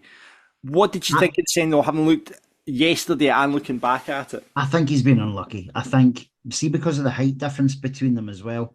Like see if this guy was if he was a similar height to Liam, and it was just like a shoulder charge, I don't think there would have been too much bother there. The trouble is, he's shorter than Liam. Liam's put his arm out. He's not hit his face, by the way. The still pictures, and at the time, I remember thinking, well, we've not hit him in the face, and the pictures back that up. And the guy's thrown himself to the ground, no, for the first time in the game as it ends up. I think he's cheated him out of getting the red card, and the physio running down, I'm holding his face. See if he hit him in the face, would there not be blood? Would there not be something going on? There was nothing. So I think Liam's really, really unlucky with getting a red. What did you think, Chris? So I missed it actually at the game, so I've only had like the sort of the TV and the still pictures to go by. I think that it's the referee's position that decides for him it's a red card. I've seen comments saying that the linesman was actually advising a yellow, and I think that's probably what his view has suggested. However, when you see it from like the referee's point of view, like you've got the ball going one way and Hendo moves sort of away from the ball into the player. Now, I just think he's trying to get ahead of him, but in the rest sort of the viewpoint there, like Hendo's going for the player and not for the ball. So I think he's very unlucky. I do agree, though, it was needless. The boy's going nowhere. It's 50-50 for me. I've seen them being given, and I think if the shirts were swapped, I'd maybe be calling for him to be sent off. But it's one of them. I think the referee can give it or not. But I think it's harsh on Hendo because he's not that type of player. Do you know what was interesting though, Chris? See, apart from the player who was rolling around as if someone had shot him, none of the Steny players, as Liam's walking off, there was at least two of the Steny players who were like, listen, I don't like. It looked as if they were saying to him, "Oh, that's harsh," or it doesn't sit comfortably how that I forgot the boy's name. How he reacted to that. And you're probably right. If it was in the similar position, you'd be going, "Oh, it's a straight red," blah blah blah. But it just felt harsh, I think. Even at 10 men, though, we kicked on. You just felt that Falkirk do have a chance of going on to win the game. Big chances. We saw Alfie again. Calvin Miller had a good effort with Darren Jamieson again. Just a really good save from him. McKeever obviously came on when we reshuffled the pack as well. When Hendo went off, obviously Keelan Adams went to centre half. Interesting though, I thought that it was Keelan Adams went to left centre half, whether Cole played his preferable kind of right-footed position. You surely thought as an experienced centre half that Cole would have shuffled one across and that Keelan would have went in at right back. But it just goes to show, obviously, the confidence in this boy that he can play on his weaker foot at left centre half. When he moves into that position, and then obviously Finn moved back into right back. But I thought that was quite interesting that Cole didn't shuffle across. But that was just me. Listen, more positions in the Kama Sutra as Keelan Adams. He was unbelievable again yesterday. But yeah, we created chances. Alfie, I mean, obviously Calvin Miller, good switch into the left foot from the right hand channel. sets up Halfie, he comes across, and he was so unlucky for that to come off the crossbar. It would have been an absolute class goal if it went in, but them's the breaks, and then Stenny go and get a penalty. What did you make of it, Ross? The penalty, I thought, again, the boy made a meal of it. I've watched it back 12, 13 times now, and I just don't even see contact. I think he's tricked the ref. I thought Nicky got the ball, he got a touch on the ball. Chris, did you have a good view of it? So yeah, I had a much better view of the penalty incident. I was the same. I thought Nicky got even just a slight touch on it before, and the fact that he's got a slight touch on the ball, like even if he had caught the player, which I don't think he did, there's definitely not enough contact to make him go down. I think again the referee's position, because Nicky's not got enough contact on the ball. When the players came in and touched it, like the balls went the direction that makes it look like Nicky's not got a touch. But definitely not a penalty for me. Yeah. The ref took an awful long time to point to the spot as well, didn't he? Yeah, he did. I don't think he was entirely sure, but then he's made his mind up, I think, with the direction that the balls went, rather than being conclusive contact. And you could have put the mortgage on it. Obviously, Blair Alston steps up and puts it away. You know, we talked about it on the last podcast about ex-players coming back to haunt you. Didn't celebrate the goal though, Blair. I still think I think that's a shite bag if you don't, to be fair. But I you know, you've got to salute that and appreciate that ex-players not celebrating against you. But yeah, I think as soon as Blair stood up to that penalty, you knew exactly what was. You knew he was scoring. And I thought Nicky, there was a couple of in the shootout we'll talk about anyway, but Nicky was unlucky with a couple of them. Nicky was very unlucky. He got a hand to Alston's penalty, did he not? I think he got like a slight touch on it. Yeah, he did so close but no cigar for Nicky in terms of penalties. It really was like that. But, you know, 83rd minute, they got to score, and you still thought, you know, at 10 men, you know, they kind of got their goal, sit back, but we got a free kick. Maybe, you know, you could question if it was a free kick or not. Certainly the Stennismuirs fans we spoke to afterwards did. But Calvin Miller, Ross at this point turned to me saying, oh, it's far too far out. He'd had a couple of Venoms in, far too far out, but by God it wasn't. What a brilliant free kick. What did you make of it, Chris? Yeah, I mean, obviously being so far away from it, you didn't really get the best view, but yeah, what a free kick. It was looking like it was maybe going outside the post, and it just sort of curled in at the last second. Roberto Carlos-esque, if you like. But no, it was a really, really good free kick. And from quite a distance as well. So he's had to get a bit of whip on that. But Calvin, I just thought he was like a massive difference maker when he came on. Not to say that Ethan Ross played badly, but I think Calvin's just got a little bit more sort of about him in terms of like bringing other people in. Like Ethan maybe tries to beat one man too many sometimes. I think on the left hand side as well, you know, we talked about last week. I think Ethan, you know, you can just tell Calvin Miller, like he's like, I'll play whenever I want to, but you just know that he would prefer to be out on the left hand side on his stronger foot, because you know he's been utilised out there on the right in the absence of Morrison, whether Ethan's been playing down the left. I'll be interested to see who we actually play against Airdrie, because I don't think you can drop Alfie, and I wonder if Calvin comes in for Ethan. We will wait and find out next week about that. But what a goal. So we get back level, penalties it goes to. No, there was some confusion amongst us going, it was like, it's extra time, isn't it? And then penalties, and I was like, oh, great extra time, our fitness will come through on that. I think we'll be confident. And then on the party went, oh no, it's actually penalties. And obviously they played up into the empty end rather than the Falkirk end. Shite bag. Yeah. Well, that's it. Stenny's obviously won the toss there, because we took the first kick, didn't we? So they've won that toss. But penalties is a lottery, as we know. But do you send a centre half up to take your first one? But then it's Cole, and he's probably put his hand up. He's not a bad striker of the ball. Let's face it, we know this from the goals that he's scored. But penalties are a lottery for me. We've benefited from them before. We've not on Saturday. We made 4 or 5 changes but the reason we lost wasn't because of the changes, it was because our finishing was shite.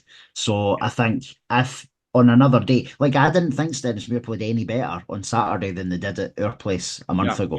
I didn't think they were any better. The difference on the day was our finishing.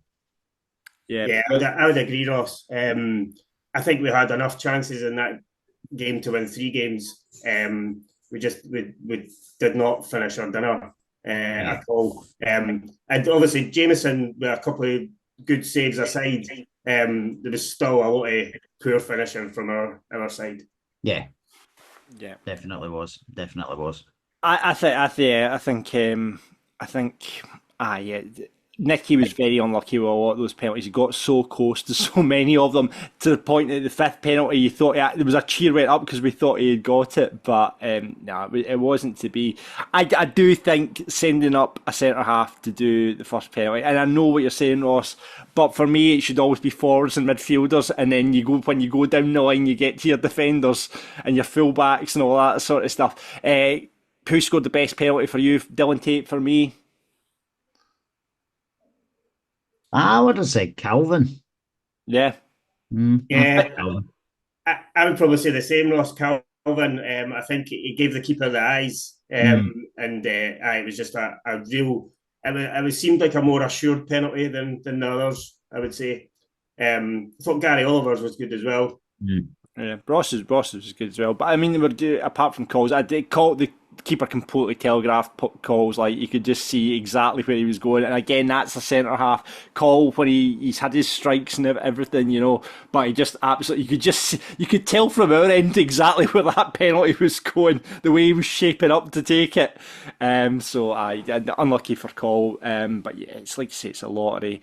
And you know, give Stenny their credit, give Stenny their day. You know, that'll go down on the best victories for Stenny in some sort of DVD somewhere at some point. But yeah, we've got a terrible record at Ochilview, a really bad record. But hey ho, Diddy Cup, like we say, move on to the league, back to the league, and still try to remain unbeaten. Let's get, obviously we didn't mention John McGlynn. Will get well soon. John had a hip replacement, so it was Paul Smith that was in charge for the game, and let's hear what he had to say when he caught up. I think it was Josh this week. What ended up to be a classic cup tie today, just unlucky in the end, going down to the penalty shootout lottery.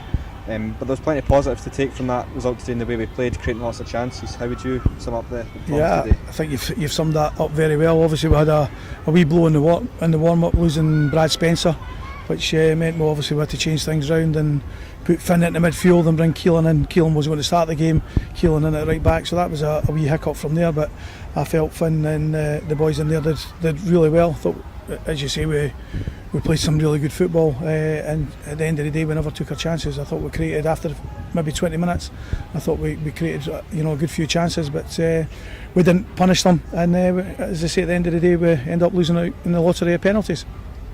It was a chance today to shuffle the pack and give game time to the likes of Liam McCann coming back from injury, and Alfredo Aguiman, who's been informed coming off the bench. How would you rate the performances of the guys that came in? Yeah, Leon, 70 minutes, he's not that's his first game this season, so to get 70 minutes on a very warm day today as well, which made it difficult for him, but no, I thought he slotted in as Leon does. He got himself forward, he got crosses in, he defended well, so we can't ask any more from there. I thought Alfie had a fantastic game today. He was very direct, getting crosses in, and just very unfortunate when he has a great strike from 20 yards to hit the bar. So no, I thought the two of them coped really well. I thought Michael McKenna coming in into middle of the park as well, got a good 65-70 minutes as well, did very well in there. So it's great to give the guys minutes on the park, and I think all of them had a good performance. Finn Yates as well, going, Finn's not played a lot of football. I felt Finn went into the middle park and did really well with Dylan Tate today.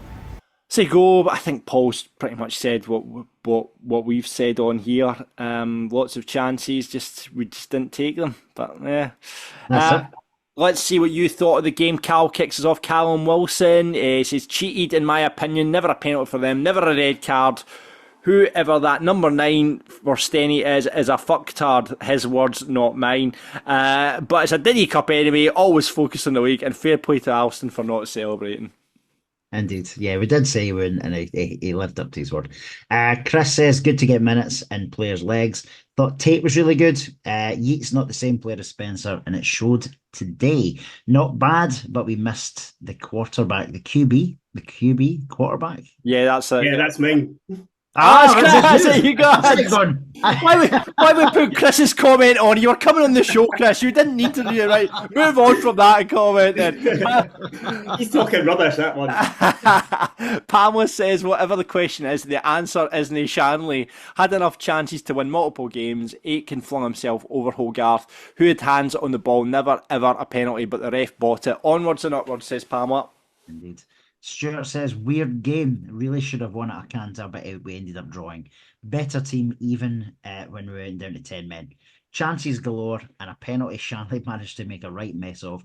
One major thing is that he simply is nowhere near good enough. We need a better option to back up McKeever. I wonder if this is now the opportunity for John to go to the board saying, listen, we need to look into the loan market. We need to bring in someone that, if Ross, because I think it proved yesterday, if Ross gets injured, he's so important and so key to the team that there's no one there to replace him. And we've talked about this before. Unless you put Aguiman in at 9, which I would like to see them try, because I think he would do a job there. But unless you put Aguiman in the 9, you are so open to, we've seen Gary Oliver operate there as well. Again, Gary Oliver, who came on yesterday, he just didn't seem in the game. I don't remember him affecting the game in any way whatsoever.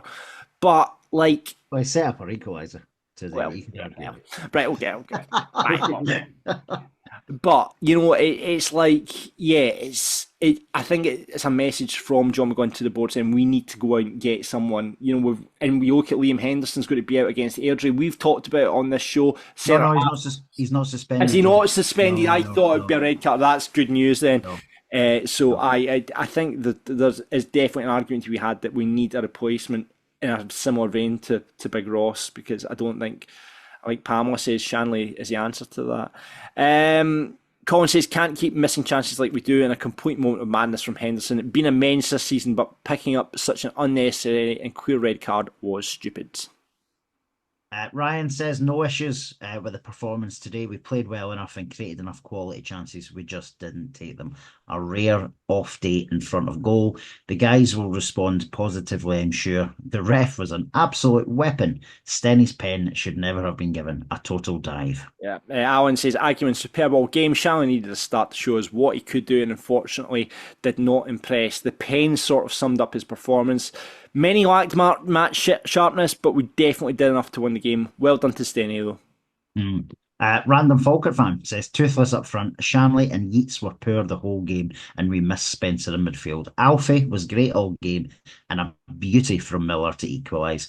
Hopefully, McGlynn and Smudge are ripping to them about it, because we should be winning games like that easily. We should be, but as we said, it was just one of those days. Nicky says the ref was shocking. Shanley was crap pretty much the whole time he was on the pitch, with the exception of about 2 minutes before half time. Alfie was brilliant. Miss Spencer, and our penalty was never a penalty. I had a great view of this, says Nicky. Last but not least, Ian says, not our day today. It shows how much this team is built around Ross McKeever. Yeah. Onwards we go. Adam's the best player in the park again by a country mile.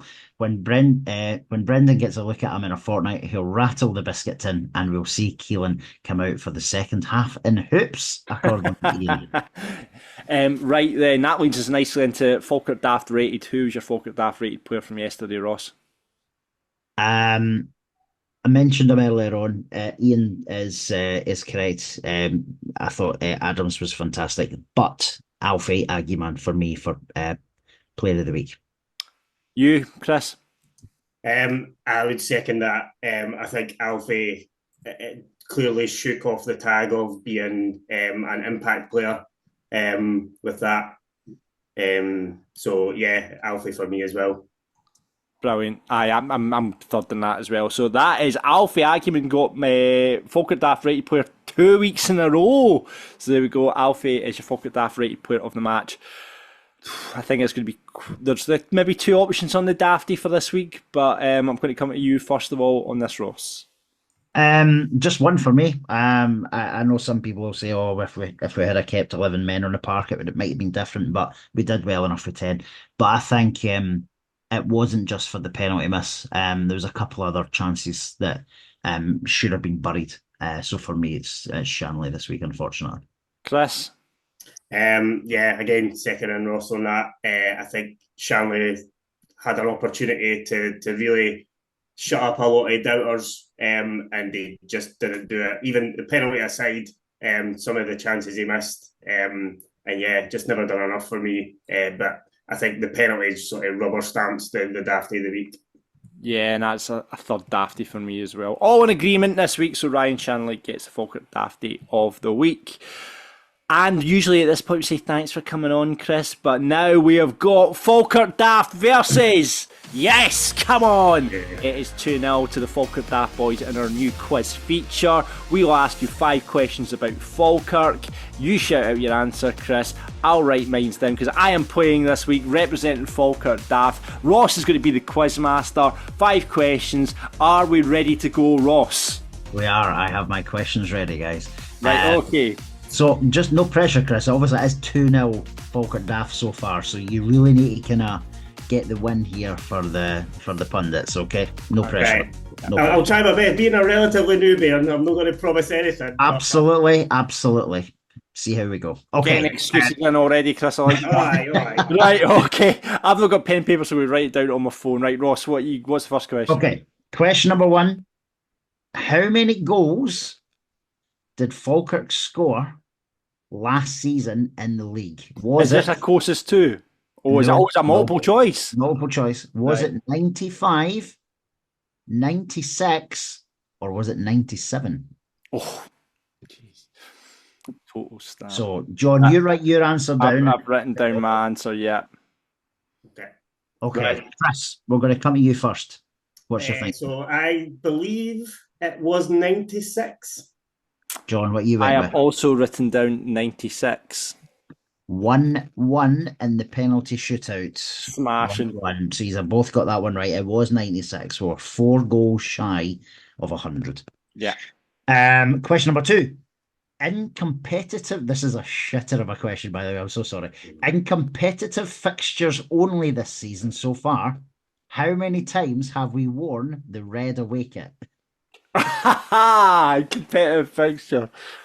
Oh, God. In competitive fixtures only this season so far, how many times have we won the red away kit? Now, there's a point for getting it right. I will give an additional point if you name the games. Right. Are you giving additional points this week? This is not how the game works, Ross. This is I'm the games master this week. Bro, right, okay. Right, I've got an answer. I'm going to go for 6. Okay, John, what's your guess? I've written down 4. 4. Okay, and you've said Ayr, Dunfermline, Morton, and then what's the other one? And then, the other one I've written Ayr, Dunfermline, Morton, and I've written Ayr twice. Ayr, Dunfermline, Morton, and there was one more game, and I can't remember what it was. Well, listen, I'm going to put you in misery. You're wrong anyway. Right, okay, fine. as is Chris. The answer was 5. So we played in the red shirt for the first time at Ayr on the Tuesday night. We then played it a couple of times on the bounce. We wore it up at Bucky. We wore it at home versus Stennismuir, which I think is the one you're forgetting, John. Yeah. We wore it at East End Park, and then we wore it last week at Capel. So 5 there. So it's still 1-1. Okay. Question number 3. What age is John McGlynn? Is he 61, 62, or is he 63? I've written down my answer. Yeah, I think he's 62. I think he's 62 as well. It's now 2-2 in the scores. This is tight. Damn it. He is. He's going to be 63 in December. Right. There we go. Okay, question number 4. How many years were Falkirk's kit supplier Puma? So how many years were Falkirk's kit supplier Jesus Christ. Puma?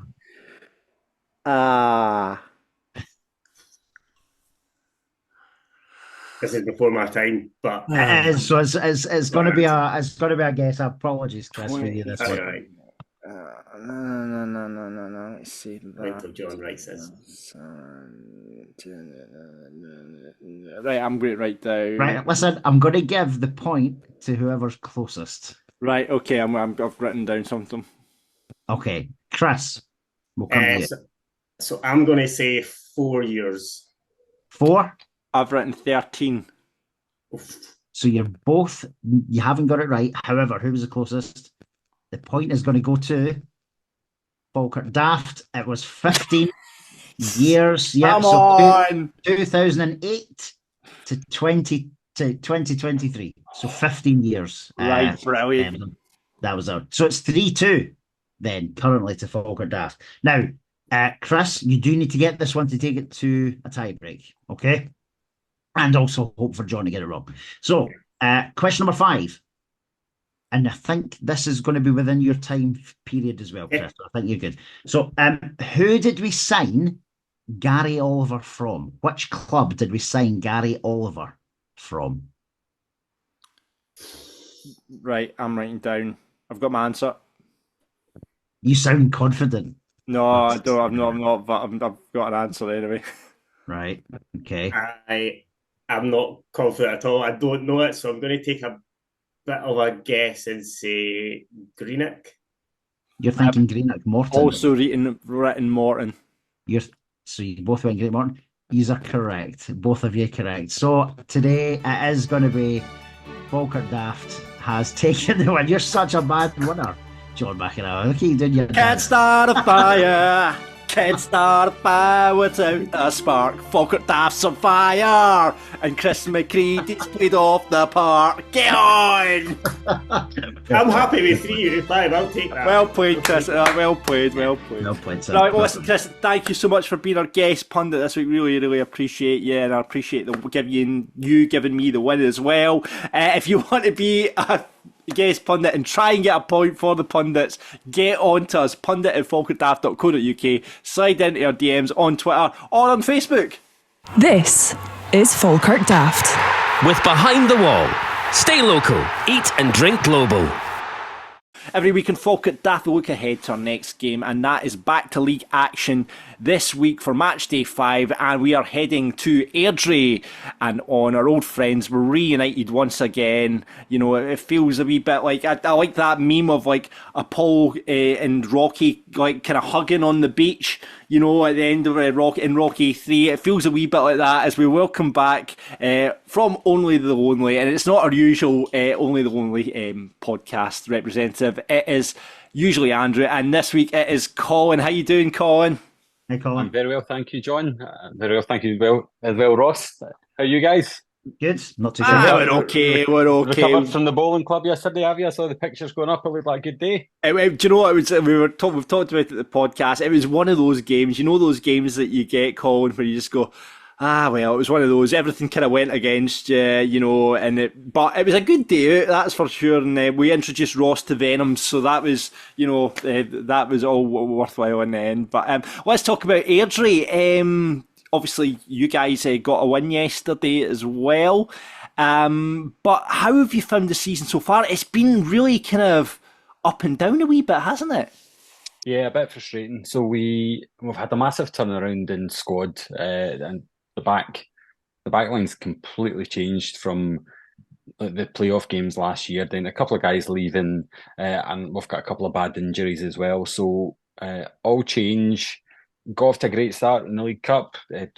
We played up at Pittodrie and were pretty good against Aberdeen, 1-0 up at half-time, but lost 2-1. We got through the group stage, beat the Wraith Rovers on opening day, and then we just struggled a bit. We got some mistakes, whether it's down to the team bedding in or it's just not been quite as good this year.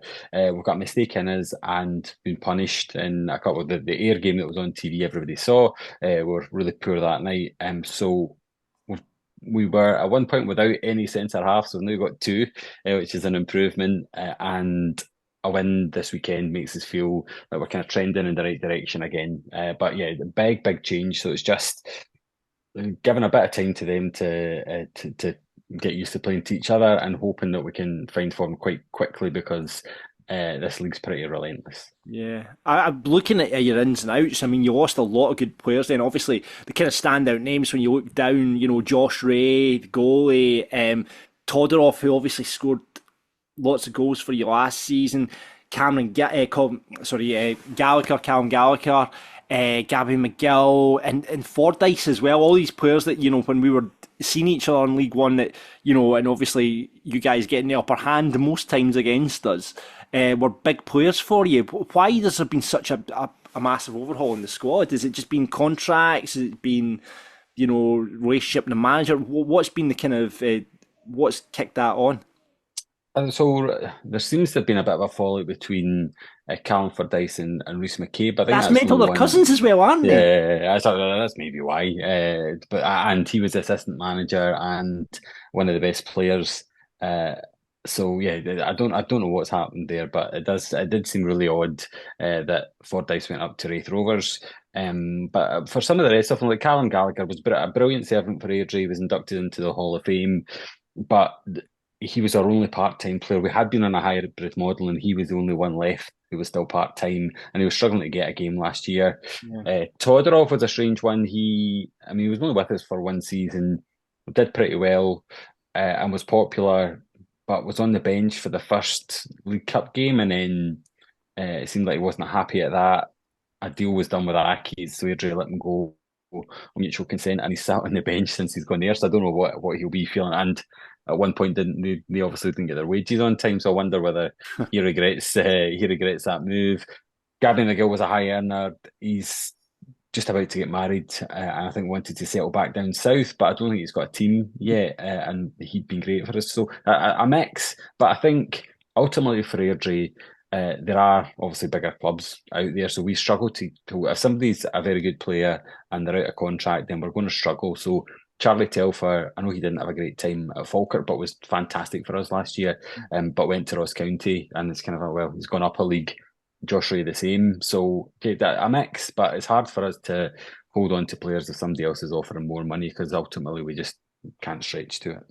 Yeah. Colin, see in terms of budgets, just while you're talking about that, John, I don't know if it was you that told me this story or it was someone else, but I had heard that Airdrie have got a really strict sort of wage budget, Colin, that no player will be over a certain amount of money, and I don't mean like £1,000 a week. I'm talking like £400 a week or something. Is that something you've heard, or would you think that's something that probably is in place? But probably. I mean, this was before. We've had a takeover in recent years, but they've not thrown silly money at it. When Leon McCann went from Airdrie to Falkirk, the rumour I heard was he was on £250 to £300 a week in Falkirk at Airdrie, and Falkirk gave him £750. And I don't think, but that's just the harsh realities of bigger clubs will be able to do that. So we can't, if we take a risk on a player and it goes wrong, then you've used up so much of the budget. So that would make sense. Even things like having a player manager and a player assistant manager in the last couple of seasons, you can see the corners being cut. We only had one goalie and we just relied on emergency loans. But then Josh Ray had a bleed on the brain after a collision with an attacker up at Inverness and missed the last 3 months of the season. So then we had to find the guy Robbie Hemfrey, who had been released from an academy down south. I think he played a bit of senior football down south, and was on his sofa, and that was who we could get. So this year we do seem like we've got a bit more depth, and the prize money last year would have helped. But yeah, we just can't compete. And you'll have noticed when you come into this league, every manager loves talking about how they've got the smallest budget in the league. So I think we'll certainly be in the mix. And we've made some signings this year from Spartans and East Kilbride, who've been both of them have been excellent. But I think that tells a story in and of itself in terms of where we're shopping. Yeah, I mean, looking at obviously, I think Chris McCreadie, you've obviously brought in, he was a player that I thought I'd actually would have liked to see him at Falkirk. Ben Wilson, talk to me about Ben Wilson, because he's coming with big high hopes as being your kind of main man this season. Yeah, and off to a flyer. So I think, I can't remember, 5 or 6 goals potentially in the 6 goals, I think, in the League Cup group stages. Hasn't scored in the league yet, but looks really sharp. And one of the other stories at Airdrie. So Jackie McNamara's got a footballing agency called Yes. Concilium.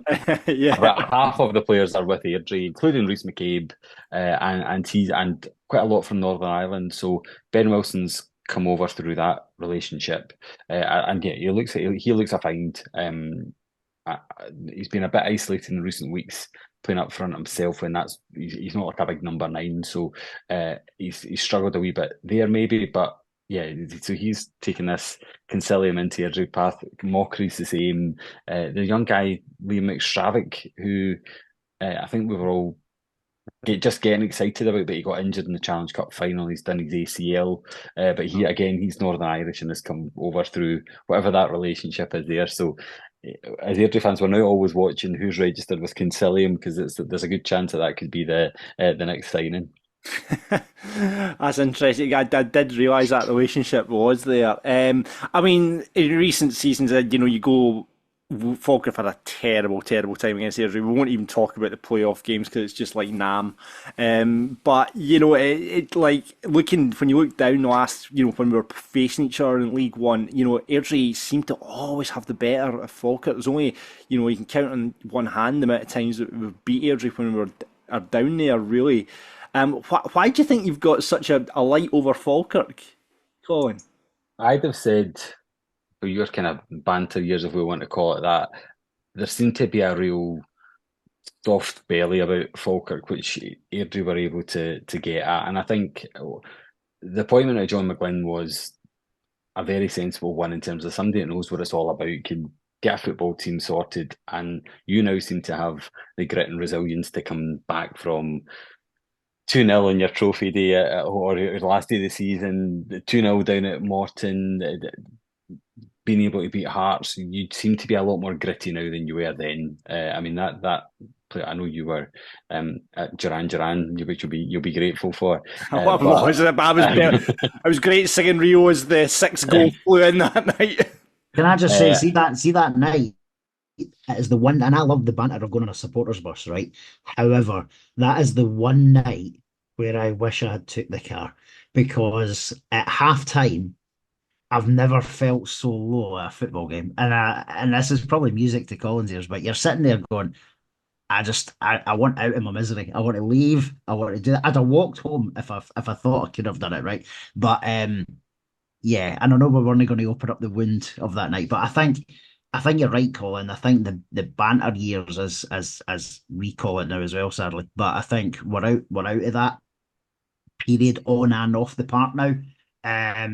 So I think it probably is, and it probably looks like that from the outside, that we John and I though still have this mental block / fear of Airdrie though.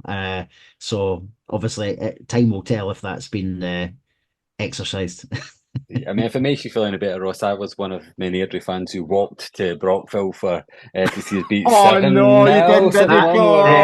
Do you know, that does make me feel a little better. That is actually making me feel a lot better for that match. I actually walked out of that match, felt sorry for the guys that had walked to that match. I remember that day and I was like, oh, Jesus. So yeah, I mean, we have went through the banter years. I mean, Airdrie have went through a couple of banter years themselves. But yeah, it's going to be an interesting game. I mean, like you say, the season's been a bit up and down from Airdrie. You obviously got the win against Wraith, managed to get a point at Hamilton as well. How do you see it going on Saturday, Colin? I don't know. We've recovered from the injury crisis a bit. I'm quite intrigued to see yourselves, because I think when you were doing so well last year, this kind of, because of the rivalry between us that we had when we were both down in League One, we're kind of but we're kind of waiting on you being found out, but it's not happened up until now. So it'll be a good test for us to see, right, how good are Falkirk, because I think, not unlike us, you've kept a lot of the players who were there during those bad years, and guys who I've always thought were good players, and especially in your forward line. So is that kind of soft underbelly spoken about before? Is this just a different animal that's coming to us on Saturday? So yeah, I'm quite optimistic. Our home record's pretty good, but I just don't know what to expect. And yeah, your league form so far is far better than ours. So yeah, we'll just need to wait and see how it goes. Ross, what do you think the score's going to be on Saturday? I think Colin just mentioned there a few of the players that were there. Thinking back to the playoffs, there's a few players there that will want to right that wrong. So I'm thinking Cole Donaldson, big Liam Henderson, Nesbitt if he's fit, Callum Morrison if he's fit as well. I think we will win, but it'll be tight as hell. I think this is probably going to be a 1-0 or a 2-1 job, and it might be that scoreline either way. I think it'll be a really, really tight game, but I'll put my optimistic hat on, and I'm going to say 2-1 Falkirk. What about you, Colin? I'll go 2-1 Airdrie, but it's dependent on us cutting out the silly mistakes. So we're giving away far too many soft goals. So if we can keep it tight, I think we can score. So yeah, let's go for your unbeaten run's still going on, isn't it? Yeah, let's go for it. That'd be nice if we could. Well, if there's one team that everybody thinks that they're going to be the team to end it. If there's one team I did, it's going to be our bogey team, Airdrie, isn't it? But I'm going to sit on the fence, as I tend to do. I'm going to say 2-2. I think it's going to be, I think Airdrie are capable of, on their day. And as a total bogey team over for us for the last good few seasons, they've got it in them to do it. And Rhys McCabe loves going against John McGlynn, doesn't it? We've talked about it in this podcast before. We said that was a weakness in the past when John McGlynn faces young managers, and Rhys McCabe has got something about it. Very surprised, his stock's maybe not as high as it was. When you look at, I'm amazed at Wraith Rovers. There was all sorts of rumours that he was top of Wraith Rovers list, and then that he didn't have the proper qualifying badges to go into the Premier League and all this sort of stuff. You had anything about that, Colin? I'm sure that's right, that McCabe doesn't have all his badges yet, which I don't even know where it kicks in. That why does that mean it's all right for him to manage Airdrie, whereas Hearts had to get somebody for the European games last year to help out Stephen A. Smith? So yeah, I'm sure there's, and I'd also heard that Wraith had approached, I don't know whether by official means or in the background. And the fact they'd taken his cousin he'd fallen out with maybe scuppered from as well in terms of McCabe going. But yeah, that's what I was going to say. Like the same, I think the McCabe against McGlynn's quite interesting. And when McGlynn got manager of the year last year, that's another thing. All the Airdrie fans were, we've had a better season than them. We've won the Challenge Cup. We've, with a tiny budget, got to fourth in the Championship. But you guys had unbeaten season. So I think there possibly is a bit of needle between those two, which adds something to Saturday's game. McCabe will be desperate to win it and kind of claim a bit of kudos over McGlynn.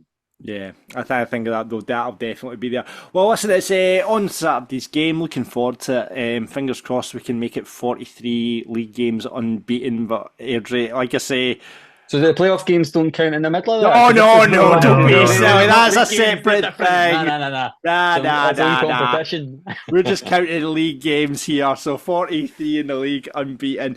We'll see how it goes at the Excelsior this Saturday. Colin, thank you so much for joining us in Falkirk Daft. Yeah, thanks for having me on, guys. This is Falkirk Daft. With Behind the Wall and the Falkirk football fans in training. Whoa, what a packed episode of Falkirk Daft that was. Thanks to all our guests, Colin from the OTL Podcast just there, and Allison from the Foundation, opening our eyes a wee bit more about that. Ross, you recovered? You feeling okay? You going to have a wee beer to smooth out your Sunday night evening? Maybe, yes, Scotland game's on tonight as well. Which, do you know what? It's got to the point I don't think I'm even going to switch it on tonight, because you get so scunnered by Scotland. It used to be like Falkirk, you're so scunnered by them after that. I think if you do, you will need to have an alcoholic. Yeah, watching it. But no, real enjoyable podcasts tonight again, and we're hurtling towards 100. Which is, we're going to have to do something special for the 100. Well, we had a wee chat, we've got a wee plan for the 100th episode, which is a bit crazy that we're heading towards 100. I know. And obviously, thank you very much for listening and watching this podcast. We really do appreciate it. And thanks to everyone who bought tickets for Falkirk Daft Live. We're looking forward to that on 25th of October at Behind the Wall. Fingers crossed the fixture doesn't get moved. And we'll, like I say, we'll keep you updated of what's going to happen with that. And one ticket still remains. Who's going to get the golden ticket? Get on to the Eventbrite now. You can purchase that right now. And follow us on Twitter, Facebook, Instagram at Falkirk Daft. subscribe and like on YouTube. I think we're only 13 short of 1,000 subscribers, so if you subscribe on YouTube, hit the bell, you'll be alerted whenever a new podcast drops. So do that right now. If you're watching on YouTube, hit that wee subscribe button, like and subscribe, and buy merch, of course, merch.falkirkdaft.co.uk, and get involved in the Discord channel. I've actually not been on it today, but I suspect there's a lot of chat about the Stenny game. All the links to that are below as well. Thanks to all our sponsors this week, of course, the Falkirk football fans in training, the T8s, Behind the Wall. Get onto their website, lots of good stuff happening there at the moment. And of course, thank you very much to the big shot himself, the big man, Chris McGill, and CM Grips, his little side hustle, which is going to end up making him lots of money. And get on board. I'm going to go and buy myself a pair of those socks, the Grip socks just now, because if it improves my football game, I'll be impressed. John, I highly recommend them. I've worn them as well. They're brilliant. So, and 95% of the first team score at Falkirk wear them. We need to find out who the 5% are. We do. Chris, I'm sure I'm waiting on. But just think, Chris McGill, if you are listening, you know, you were in my back pocket for when we played the last time at the stadium. Imagine what's going to happen when I put those Grip socks on for the next time.